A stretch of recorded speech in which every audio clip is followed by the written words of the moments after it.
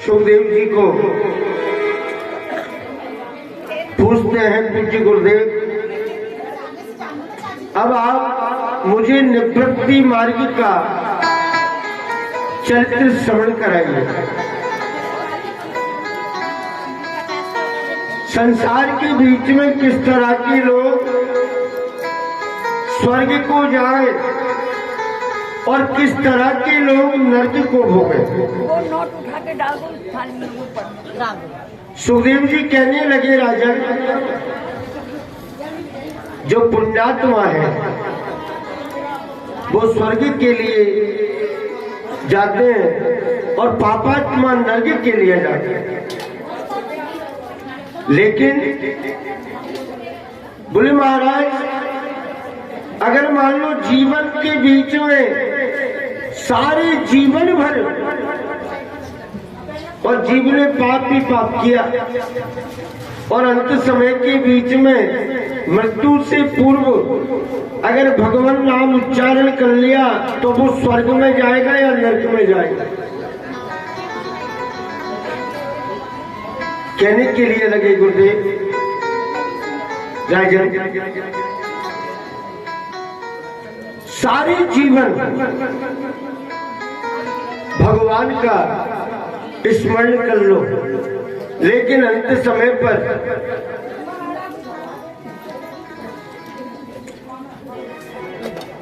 नारायण नाम नहीं आता, ठाकुर जी का नाम नहीं आता और अंत समय के बीच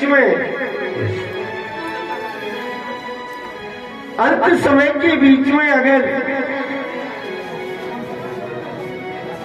किसी के मुखारबिंद से गोविंद का नाम उच्चारण हो गया तो वो भगवान के वैकुंठ का गामी बन जाता है। यह एक पुराना इतिहास आपको श्रवण कराया जाता है। अधर्म लक्ष्मणाना नरकाश्चानुवर्णिता मनवन्तरश्च वाक्षात् आद्य स्वायंभुवो यथा। महाराज अनेक प्रकार से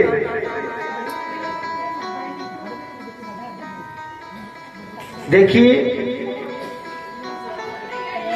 कान्य कुब्जे तुझे कश्चित काशी दासी पति अजा मिला। कान्य कुब्ज वंश में एक अजामिल नाम के ब्राह्मण थे, पंडित जी, जिनका नाम था अजामिल। कान्य कुब्ज वंश में नामना नष्ट सदाचारो दास्याम संसर्ग दूषिता। दासियों के साथ संसर्ग करने से और पंडित जी के पूर्व जन्म के भी सारे पुण्य नष्ट हो गए। संसर्ग दूषिता, काया पापी शरीर हो गया। अनेकानेक प्रकार के अत्याचार अजामिल के द्वारा होने के लिए लगे। भक्ष अवक्ष पदार्थों का सेवन करने के लिए लग गया।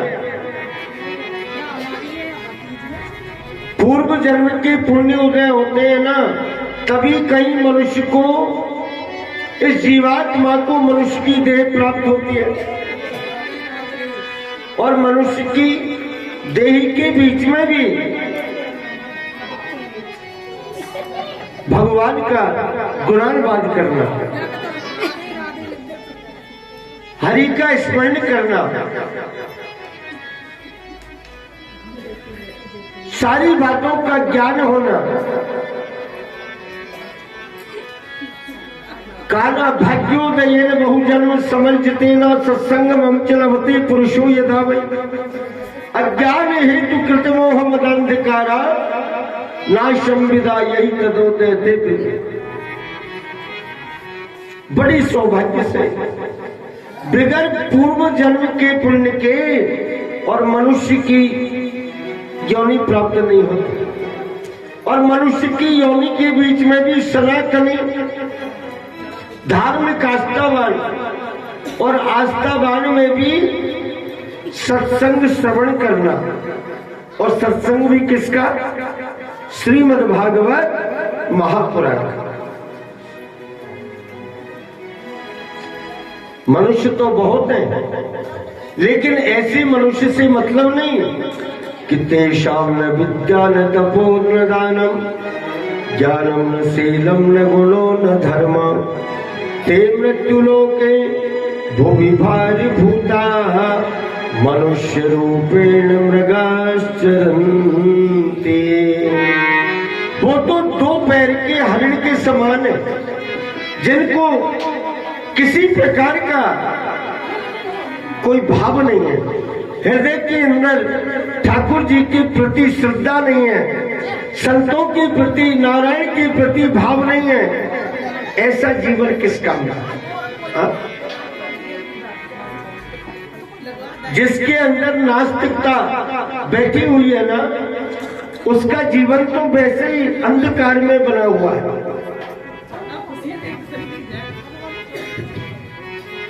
तभी तो कहा बंधुओं कि बिगर भाग्य मिलता नहीं, अजी भली वस्तु का भोग, दाग पके जब काग के उठे कंठ में रोग। बिगर भाग्य जब तक ठाकुर जी कृपा नहीं करते, तब तक भागवत जी का सत्संग सुलभ नहीं हो सकता।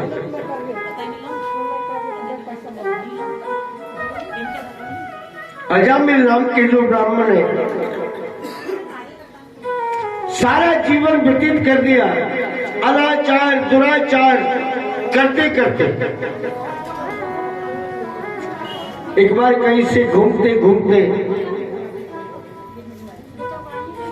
4 महात्मा जी आ गए। अजामिल की वृद्धावस्था हो गई,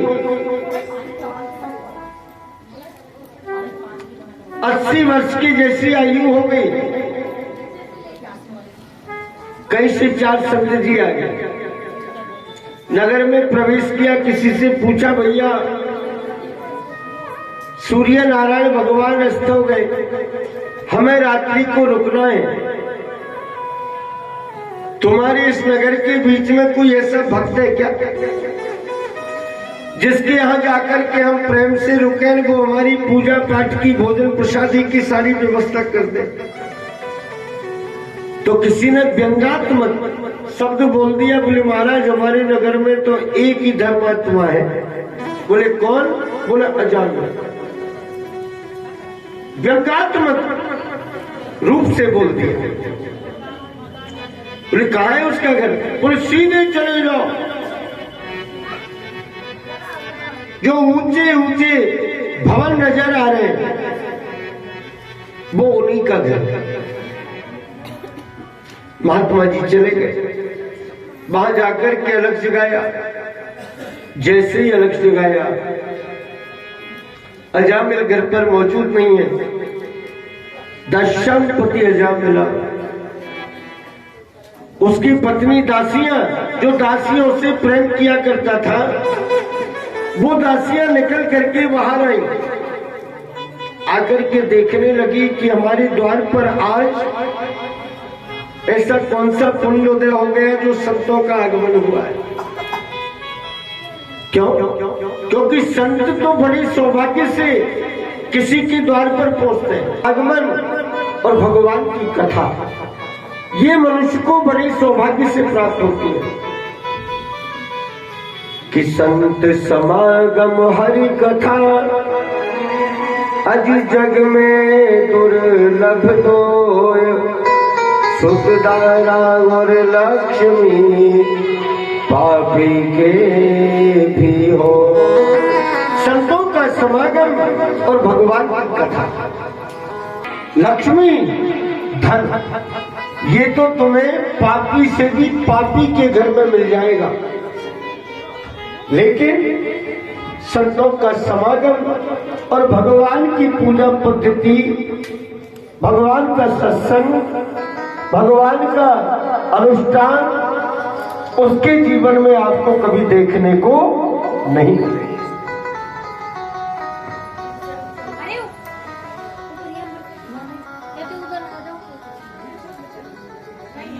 बंधुओं,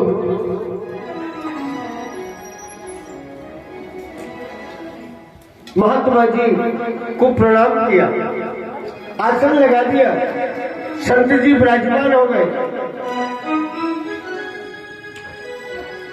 भवन के ऊपर जाकर के अजामिल को दासियों ने देखा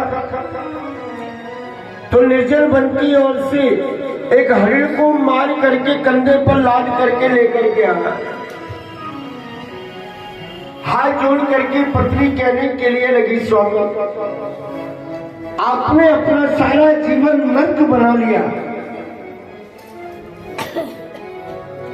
ऐसा आपको नहीं करना चाहिए।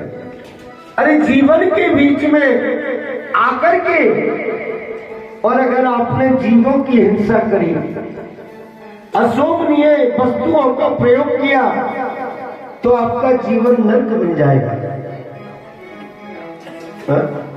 ठाकुर जी ने खाने के लिए इतनी सारी वस्तु बनाई है, अनेकानेक प्रकार की,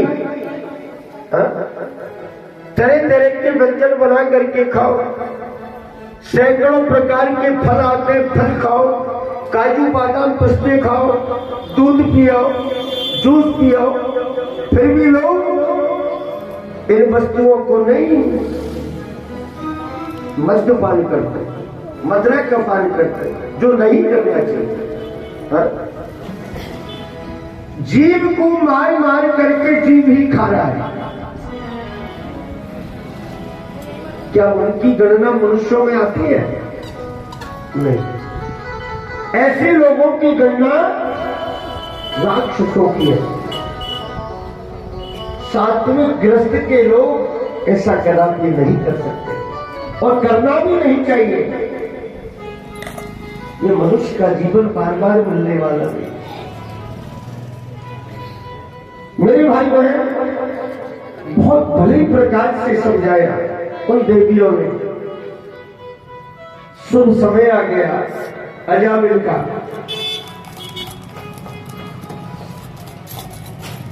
जब भगवान किसी को कष्ट देते हैं ना, दुख देते हैं, कष्ट देते हैं, तो सबसे पहले कौन सा काम करते हैं ठाकुर जी?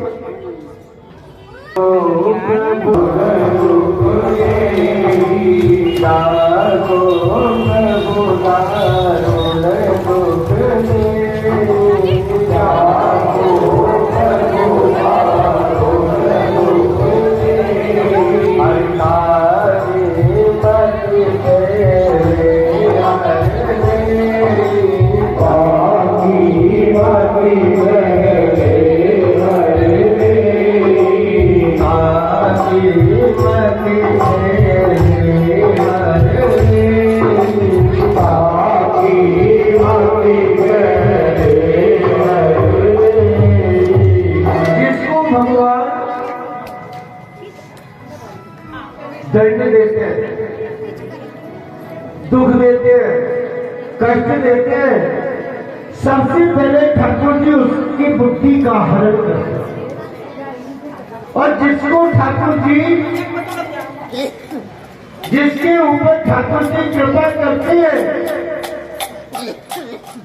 तो क्या होता है कि जहाँ पर कृपा राम की होई, जहाँ पर कृपा राम की होई, जहाँ पर कृपा राम की होई, जहाँ पर कृपा राम की होई, जहाँ पर कृपा करे सब कोई, जहाँ पर कृपा करे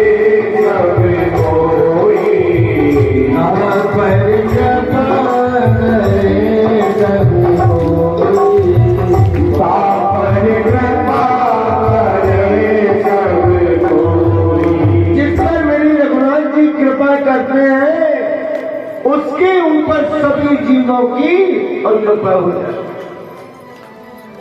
आज अजान मिलकर भाग्य पुण्य हो गया, सारा जीवन निकल गया, लेकिन कभी संतों के दर्शन तक नहीं हुए।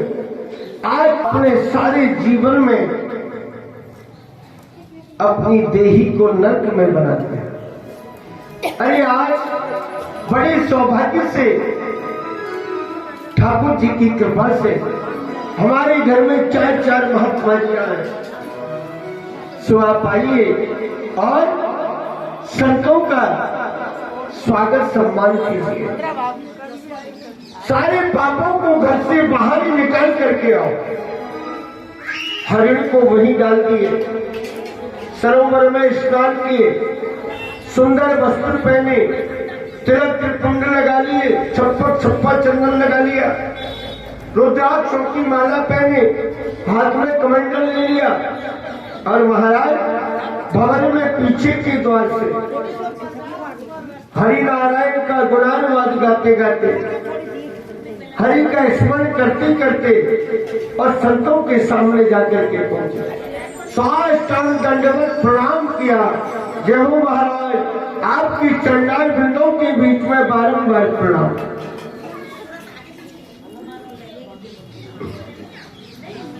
बारंबार प्रणाम किया।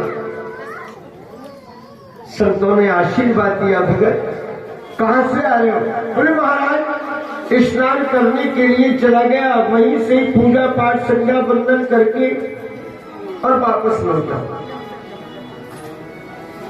बहुत अच्छा, संतों की सेवा करी, सम्मान किया, संत जनों की पूजा हितार्थ सामग्री लाकर के अर्पण की गई। यज्ञादिक हवन कर्म का सामान दे दिया, प्रसादी ग्रहण कराई, सोने की व्यवस्था करी, चरण दबाए, आशीर्वाद ले लिया। दूसरे दिन जब संत जन नित्य कर्म से निवृत्त होकर के जब जाने लगे, गिर मत जाना जी, आगे पीछे सरक जाओ थोड़े से। उसने कृपा करी तो अगली बार ग्राउंड में ही आपका प्रोग्राम किया जाएगा, आनंद पूर्वक, और भगवान की कथा का आपको आनंद मिलेगा। मेरे भाई बहन, जैसे ठाकुर जी ने कृपा करी अजामिल के ऊपर,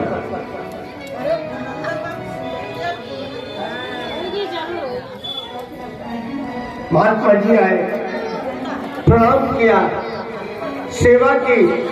जब प्रातः काल नित्य कर्म से निवृत्त होकर के जब जाने लगे ना, अजामिल को बुला करके कहा, भगत तूने हमारी बहुत प्रेम से, बहुत भाव से, श्रद्धा से हमारी सेवा की और हम तुम्हारी सेवा से संतुष्ट हैं, तुम्हारी सेवा से प्रसन्न है, तुम्हारी इच्छा हो वही मांगो। महाराज सर्वानंद, किसी बात की कोई कमी नहीं है। अच्छा, कुछ न कुछ तो मांगिए। बोले महाराज सर्वानंद, घर में कोई बात की कमी नहीं। बोले सर्वानंद है तो ये बताइए तुम्हारे बेटा के है? बोले जी बेटे की भी कमी नहीं। तो क्यों?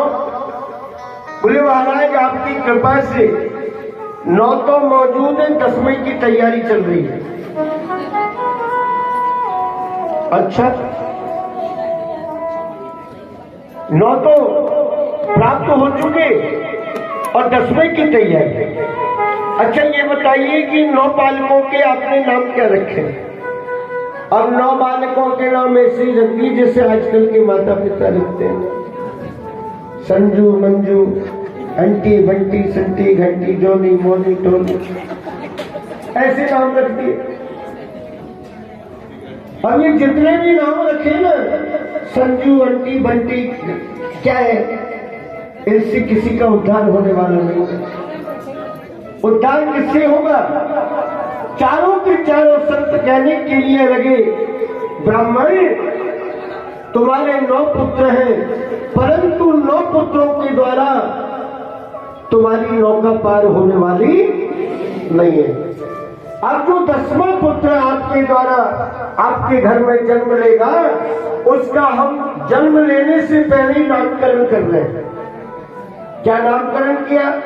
तस्य प्रभयसा पुत्र 10 तेषां बालो नारायणो नाम्ना पितृश्च दयितो भृशम्। तुम्हारे घर में जो 10वें बालक का जन्म हो, उसका नाम नारायण रखना। ठीक है बाबा, जन्म लेने से पूर्व ही नामकरण कर दिया, नाम रखा नारायण। अब कहते हैं बंधुओं, संतों के आशीर्वाद से संपन्न हुआ, या फिर ऐसा समझ लीजिए कि पिता की आस्था छोटे पुत्र में अधिक थी। 85 वर्ष की आयु में जब वो बालक 5 वर्ष के जैसी उम्र का हो गया, अजामिल का अंत समय आया। अजामिल का जब अंत समय आया तो महाराज यमराज के दूत अजामिल को लेने के लिए आए। कैसे यमराज के दूत? काला काला जिनका रंग, ऊपर को जिनके केस, लंबे लंबे जिनके नाखून, काले काले जिनके होंठ, लाल लाल जिनके नेत्र, हाथ में अस्त्र शस्त्र लेकर के ऐसे भयभीत करने वाले। अजामिल देख करके भयभीत हो गया। महाराज जोर जोर से चीखने लगा, पुकारने लगा, जोर जोर से पुकारने लगा। उसी समय के बीच में अब तो मेरे भाई बहन ठाकुर जी की कृपा से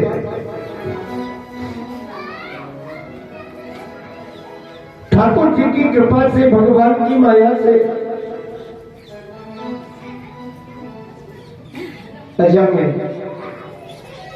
जब भयभीत हो गए, डर के मारे, तो विचार किया कि कौन मेरी रक्षा करेगा। यमराज के दूतों को देख करके डर के मारे भयभीत हुए, जोर जोर से चीखने लगे, चिल्लाने लगे, पुकारने लगे, अरे बेटा नारायण, जहां कहीं भी हो जल्दी से जल्दी आ और आकर के मेरी रक्षा। नारायण नारायण नाम का उच्चारण किया, सोई भगवान की बैकुंठ से और भगवान के पास।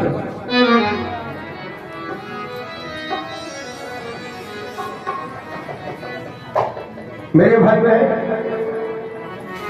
भगवान के पास, भगवान की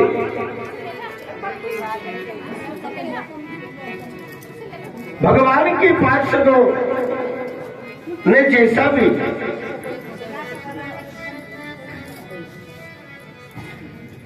पार्षद आए, एक तरफ यमराज के दूत खड़े, दूसरी तरफ भगवान के पार्षद।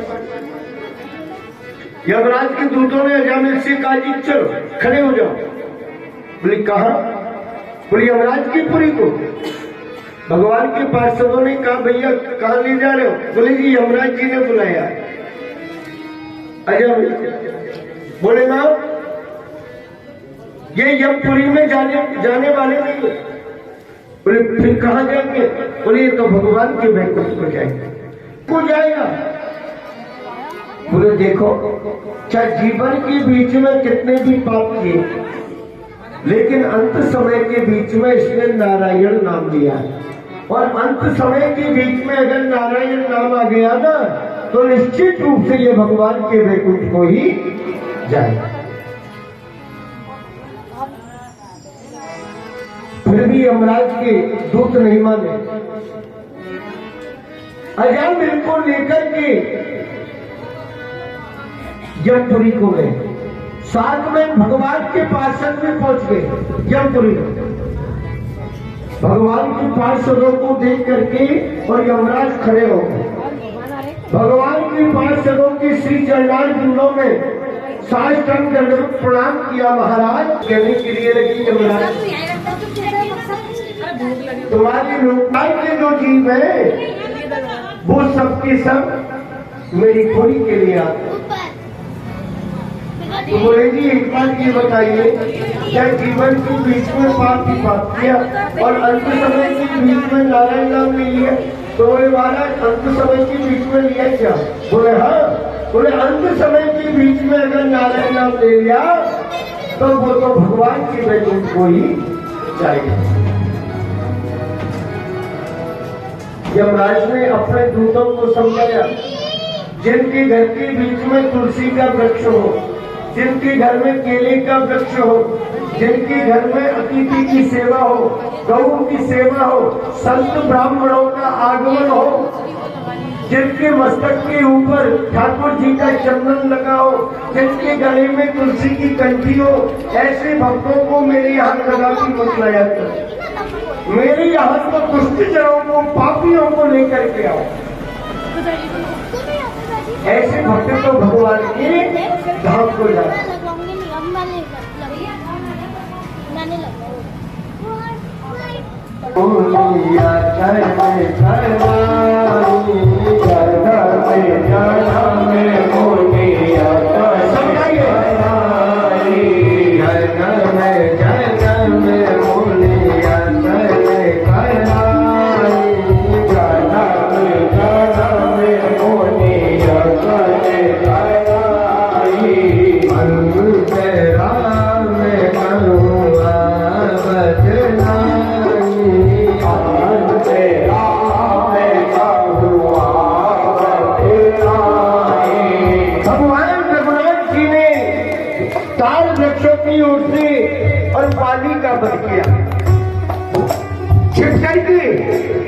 सामने जाकर के नहीं, छिप करके ताल वृक्षों की ओर से बाली को बाण मारा तो बाली तिल मिलाने के लिए लग गया।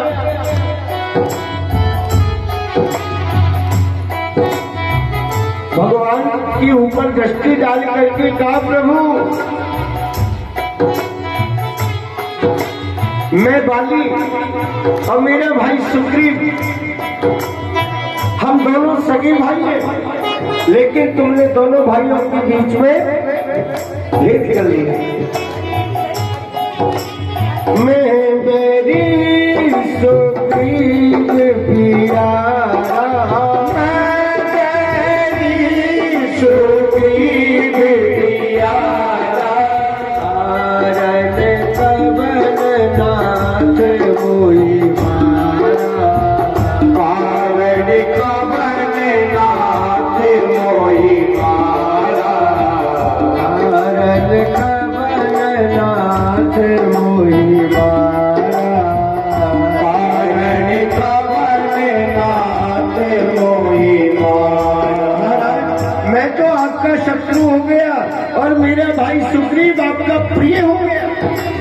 कृपा करके मुझे ये तो बताइए कि मेरा दोष क्या है, मेरा अपराध क्या है, ये तो बता दीजिए।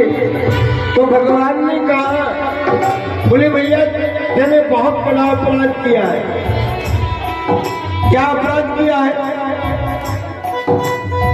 अनुज बधू भगनी सुतदारी, अनुज बधू भगनी सुतदारी, अनुज बधू भगनी सुतदारी, अनुज बधू भगनी सुतदारी, सुन सक ये कन्या समझारी, सुन सक ये कन्या समझारी।